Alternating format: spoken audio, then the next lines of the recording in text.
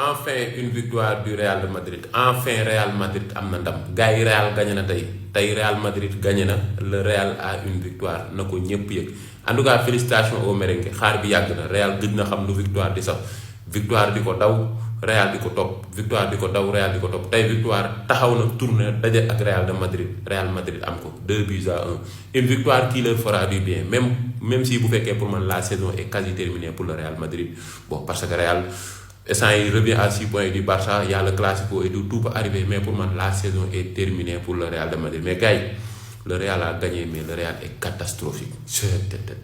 Non, mais gis nga Real Madrid il faut mu renforcer ci mercato bi Real équipe am bii nii tey Alaves moom moo raté lu bëri rek certes nag ndam moom am na loo ko amee baax na mais il faut tamit analyser ce Real là est toujours malade malgré les 3 points ce Real Madrid est toujours malade Real Madrid bi du moom mooy gaaw jëlaat Ligue des Champions Liga sax gaw moomu gaaw ko jëlaat.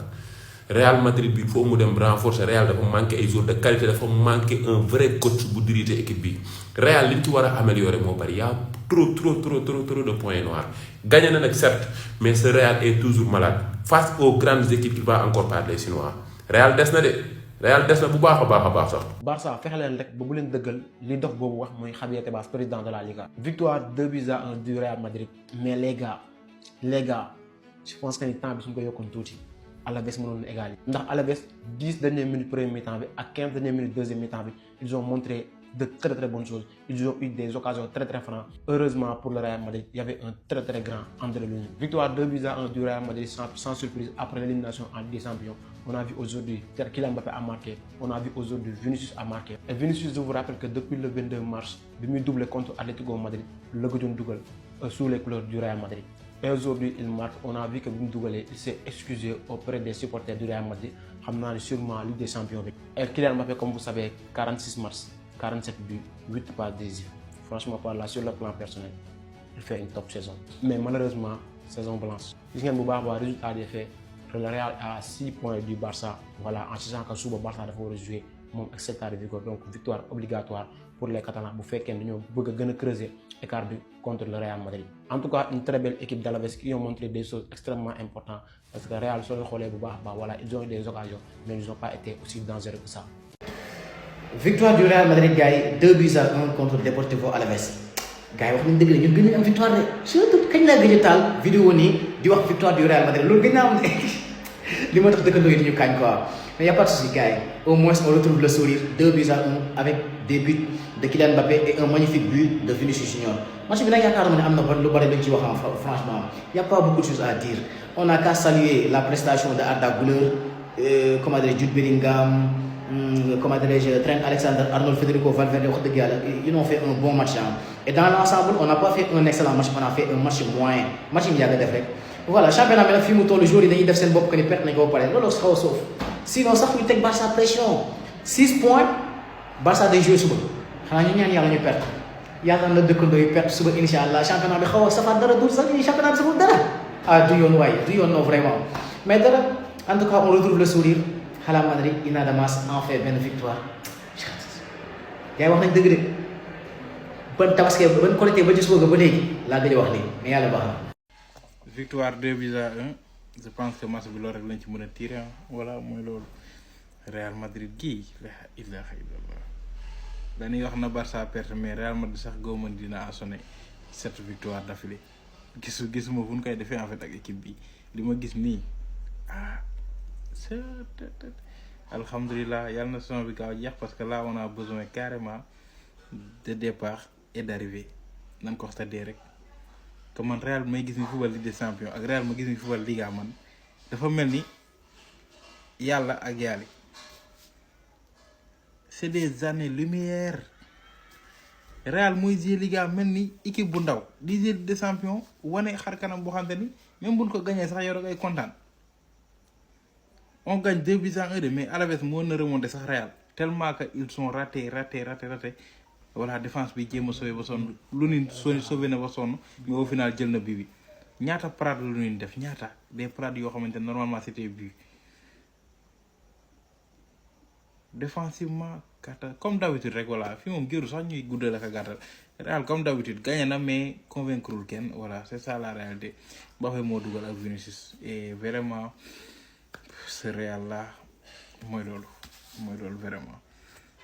jarul kii bi di gudd. équipe yi ndaw yi rek la ñuy jàpp di dóor bu ñu dajeeg seen moroom yi day mel ni du woon ñoom. waaw Real Madrid la maison blanche saison blanche borom année bu weex bi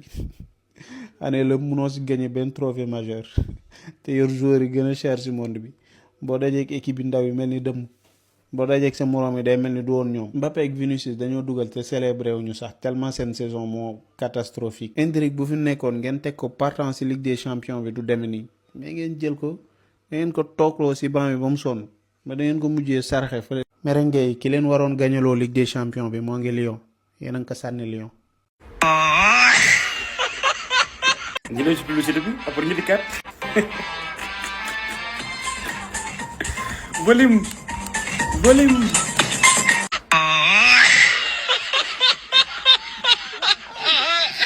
ko xam le Vinicius si bi jégglu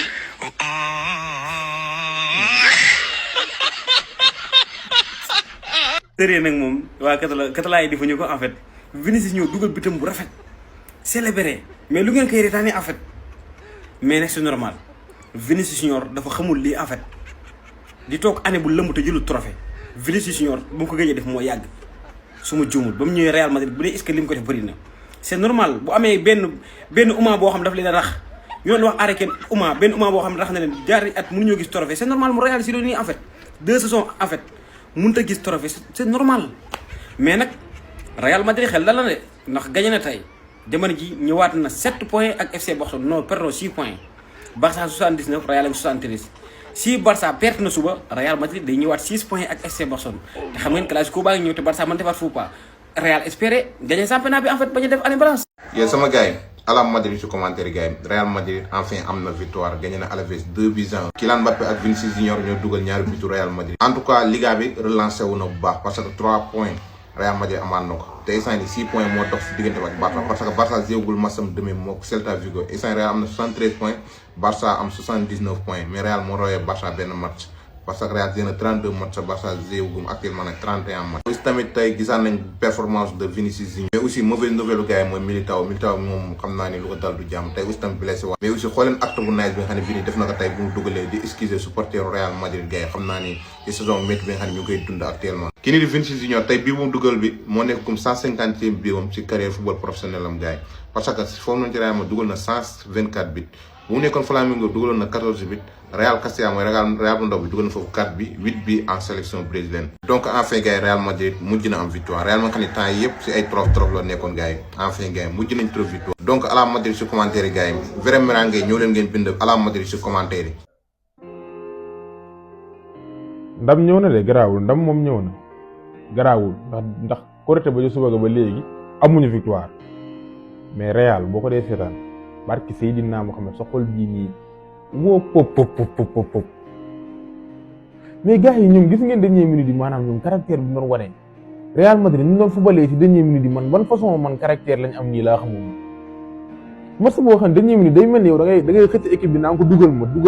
day mel ni yow sa yaram bi day xasan pour nga bëgg a encaisser moo tax mu ngeen encaisser à la fin parce que mënu maa comprendre dernière minute Real mel ni comme ça ku nekk seen biir kër marqué wul yor bal bi non la ilaha Barça gis ngeen bu amoon yeneen 3 défaites ci championnat bi ci des sax Real Madrid dina amaat yeneen 5 défaites ñàkkaat championnat Barça moom bu ngeen bëggee dégg-dëgg xam nga moom ñun année balance nañ ba pare parce que ñun ñëpp loolu lañ yaakaar mais même Barça bu defoon sax ay faux pas ñàkk ay match sax Real Madrid moom si boobam day ñàkkaat ay match parce que du raw Barça Real lii muy joué pour mu tegale ñetti victoire problème lay doon tey jii Kylian Mbappé moo dugal ak Vinicius Junior Kylian Mbappé l'égoïste mais aussi Vinicius Junior boo xam ne man lu leen très collectif laa xamul lan la da ngay gis ku yor bal war a passe nit ñi téebal bi say tànk di def lu la neex ba man Real léegi avec ça ñun dañoo bëgg a jël ay trophée individuel bu dee moom ngeen bëgg ngeen dem tennis trophée yooyu ngeen bëgg tennis la am tennis mais ñun li ñuy jouer on joue au football collectif la mais ñoom ñaar ñii Vinicius sax moo tane mais Mbappé mi ngi noonu te nag Mbappé lu ci gën a garaaw moo jël on match bi dégg nga seen faree ngeen amee wana bara jaa ngeen loolu match bi jeex na gagné nañ 2-1 Kylian Mbappé ak Vinicius ñoo dugg à part ça y a rien à dire d'important dans ce match amul dara loo xamante ni jar na ñu koy wax ci match bi parce que jaru ko sax heureusement pour ñun bi ñu njëkkee dugal ba Kylian Mbappé teelee dugal premier mi-temps sinon billahi match bi daanu woon demee nii comment en fait man je comprends pas comment ñun ñuy souffrir ay contre ay équipe ay ñoo xamante ni ay relégation la ñuy jouer en fait man loolu laa mënul dugal sama bopp loolu laa mënul nangu xoolal tey nu ñu souffrir xoolal tey rek nu ñu souffrir ñi deuxième bi Vinicius moo leen abattre billahi moo leen xaw a am benn 10 minutes jeex na mais à part ça depuis presque 20 minutes avant match bi di jeex dañ ñoo teg pression dañoo souffrir heureusement que Lunin mi ngi woon ci camp yi tey il a fait un très bon match tam tey kenn amul dara lu mu ko wax parce que su dul woon moom xaw waxuma leen 2 de waaye 4-2 ngeen di gis wala 5-2 dañoo naroon a kill ins bii ni nag voilà ni ñu koy waxee gagné nañ ña ngi sant yàlla en espérant que suba Barça def faux pas Celta Vigo gagné ko wala ñu nul gagné wala nul baax na buñ ci am jël na point yi gën a wàññeeku rek du coup ins bii nii en attendant 6 points d'écart lañ am provisoirement toog di xaar match suba bi mais bon billahi ins bi seetaan match Real Madrid moo metti ins bii nii mais yàlla baax na yàlla bëri na sutura